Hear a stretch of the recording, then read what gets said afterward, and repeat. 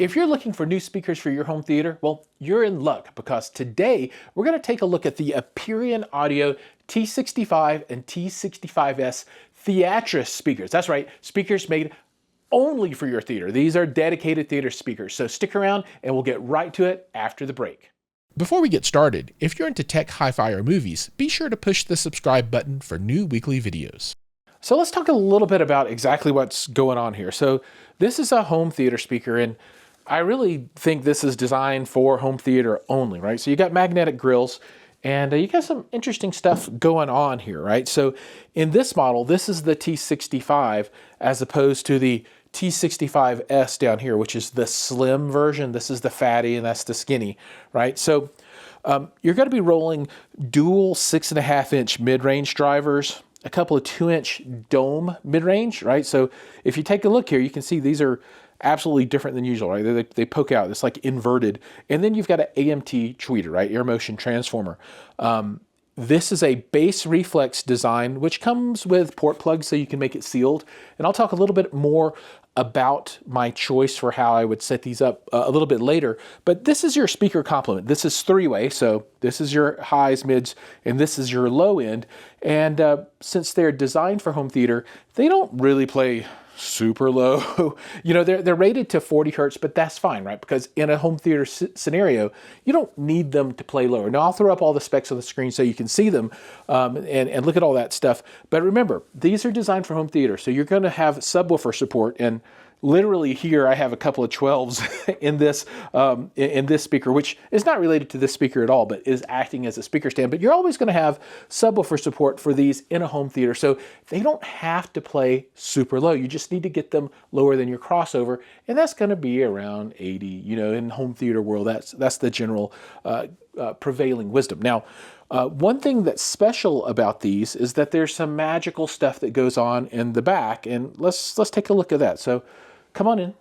Now on the back here, you see we got some fancy schmancy plugs. You got these jumpers that allow you to choose a couple of different options. Now, well, obviously you've got first the 5-way binding posts, and these are, I think the technical term is chonky.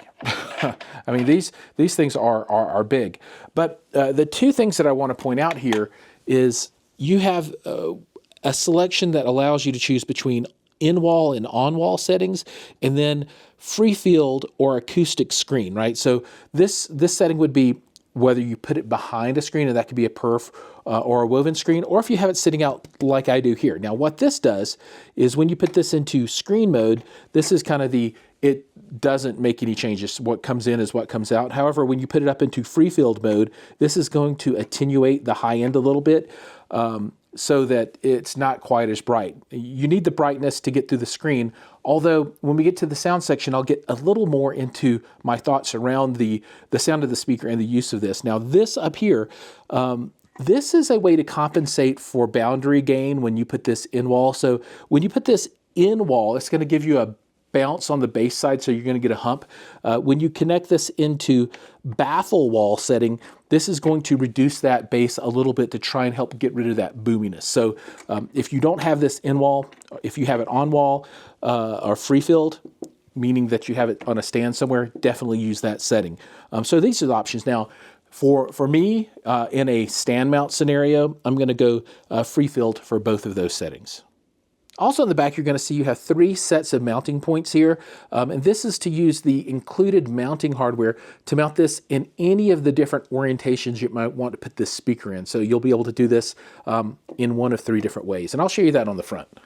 So as far as standing these up, you're going to want to either have the mids on the left or right, or you can also take and put this into what I call center channel mode.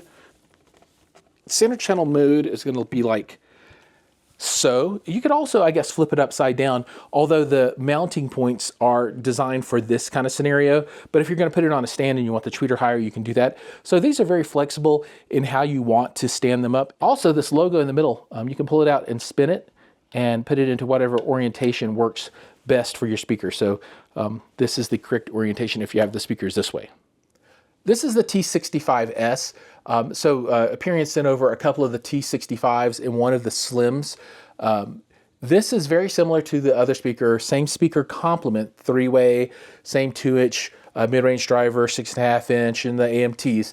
The difference is this is not a bass reflex design. This is sealed only, and it's much thinner. Obviously, it won't play as low as the T65s. However, in my opinion, it doesn't need to, right? Because you're going to cross these things over. These are home theater speakers. And while you can use these as studio monitors if you want to, I would still recommend using them with a subwoofer for sure.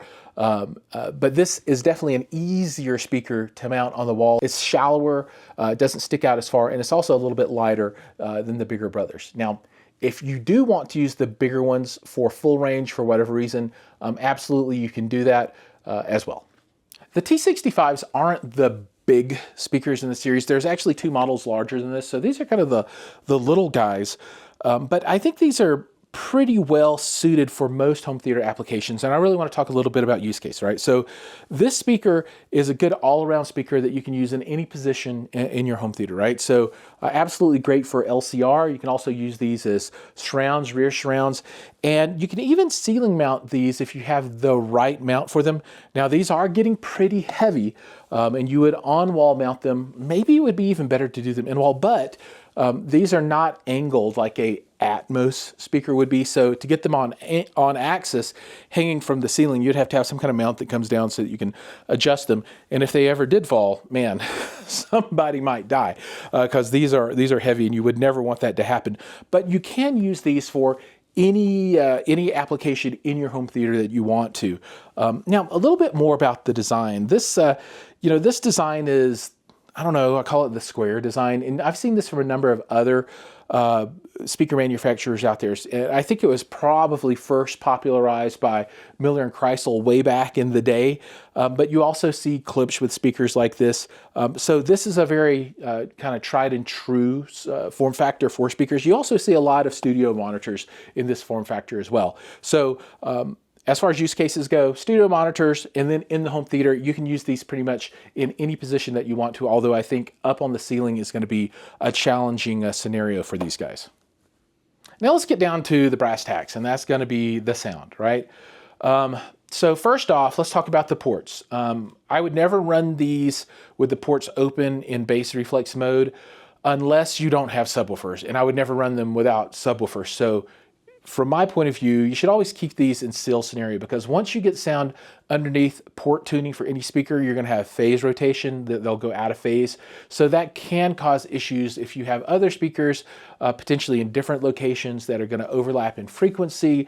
You don't want to do it. You just say no. The only time like I said, would unplug these is if you're going to do maybe studio monitors and you don't have a subwoofer and you want to use these as full range as possible. So let's talk a little bit about the sound. Now, these, I would say, are very, very forward speakers on the high end. So they are super duper extra bright. These are made to go behind a perf screen, right? And I think they're even bright enough that you would put these in not behind the screen mode, but still behind the screen to attenuate that down a little bit. Now, realistically, in the world today, the switches don't matter so much if you're using some type of full range DSP. So if you're running a Trinov, or if you got something with Dirac and you buy the license to do full spectrum, that will tame the beast to a certain extent. But without some method of attenuating the high end, I find them a little too bright for my particular taste. But one thing that does bring to the table is a lot of clarity and crystalness up at the high end, right? Now, I'm not going to get into audiophile kind of terms for the speakers, but they do play very well throughout the full range, down to the 40-ish or so that they're rated at. And the high end is very clear. Dialogue is great. No problems there, but you got to think about that high end treble because it can be a little too forward. So make sure that you have a strategy in place to deal with that. Now, if you're going to put this behind a screen, like I said before, that will automatically help a bit with it, but they are very forward on the high end, very good on the vocals, and then bass, you want to make sure that you're supporting them with subwoofers. Really good sound, very dynamic, will play louder than you ever wanted to listen to them. Plenty of headroom off of these speakers, no problem there. So I tested these with a number of different movies. So started out with Blade Runner 2049, moved over to a little Matrix, did a little The Greatest Showman, also did some A Star is Born for that musical kind of experience. So all of the normal heavy hitters that you'd see in any kind of theater demo, also Ready Player One, the chase race, and all those were really, really good. But to talk a little bit about what I used to make them sound their best, and this is the signal chain. So from a processor point of view, I was using the Trinnov Altitude 16, and I ran that through a full calibration with the speakers, and that knocked out all of the kind of bright high end that was bugging me a little bit when I listened to them raw. Amplification was with the Trinnov Amplitude 16, and then the source on this was a Kaleidoscape, right? So all of my movies were coming out of that guy. So this is the audio chain for the speakers, and of course this is rather high-end equipment, high-dollar equipment for the audio chain and the source material. But I will say that the Trinnov really brought these things to life and made them sound the way that I want my speakers to sound, which is a little more neutral on the high end. And with this processing in place, absolutely stunning set of speakers. So a little bit of comparison for you, right? So these compared to the Klipsch, I like these a little bit more than the Klipsch. I'm not a huge fan of the Tractrix horns in the Klipsch speakers. I prefer the AMT tweeter here. I actually like the AMT tweeter quite a bit, especially when you get it toned down just a little bit. So I like those a little bit better. Compared to the Miller Kreisel, you know, it's kind of a toss-up. I think it's going to come down to the sound signature that you prefer. So it's a nice solid set in comparison with its peers out there. Now, from a price perspective, if I remember correctly, these are, I think, $1,200 a unit, and I'll flash up on the screen exactly what they are. And then for the slim model down there, I think they are $1,100 per unit. So from a cost perspective, they're quite reasonable, right? So you can spend a lot more money and get not as good a speaker as these. So I think they are, you know, kind of pound per pound, dollar for dollar, a really good way to go. And I do like them better than a number of the competitors that are out there. All right, that's going to bring us to the end of the video. Overall, a solid, cost-effective option for a dedicated theater speaker. The form factor is very flexible. The sound is very good, very dynamic, albeit a little high, a little bright on the high end, on the top end for the treble. Very good installation options, and I think just a generally good aesthetic all over. They look great. I mean, they look like a really pro speaker, and they'll look really good on your wall. All right, thank you so much for watching. Remember, like, subscribe, ring the bell, do all those things. And I'd be interested, is this a speaker that you would entertain? If so, drop a comment down below. And if you like this video, there'll be another one that pops up. Give that one a try as well. I think you'll like it.